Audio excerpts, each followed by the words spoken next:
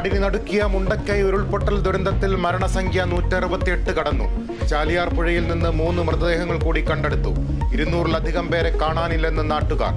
മുണ്ടക്കൈയിൽ അവശേഷിക്കുന്നത് 30 വീടുകൾ മാത്രമെന്ന് പഞ്ചായത്ത്.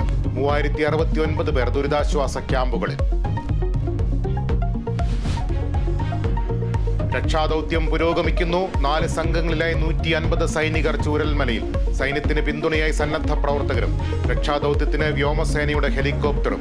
ബെയിലി പാലം നിർമ്മാണ സാമഗ്രികൾ ഉടനെത്തും.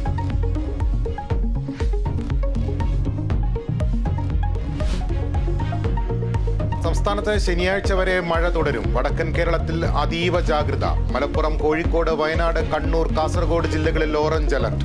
4 ജില്ലകളിൽ യെല്ലോ അലർട്ട്. സംസ്ഥാനത്ത് ട്രോളിംഗ് നിരോധനം ഇന്ന് അർദ്ധരാത്രി അവസാനിക്കും. നിരോധനം നീണ്ടത് 52 ദിവസം. കാലാവസ്ഥ അനുകൂലമല്ലാത്തതിനാൽ കടലിൽ പോകരുതെന്ന് മത്സ്യത്തൊഴിലാളികൾക്ക് നിർദ്ദേശം. മലപ്പുറം കുറ്റിപ്പുറത്ത് 6 കുടുംബങ്ങൾ അപകട ഭീഷണിയിൽ.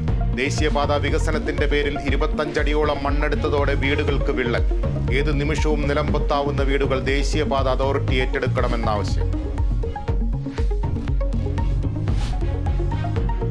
6ാം ദിനത്തിലേക്ക് കടന്ന് പാരീസ് ഒളിമ്പിക്സ്.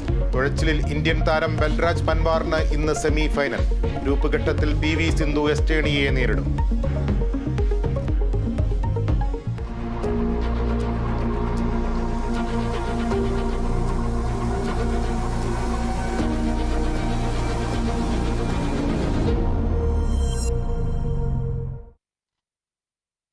നാടിനെ നടുക്കിയ മുണ്ടക്കൈ ചൂരൽമല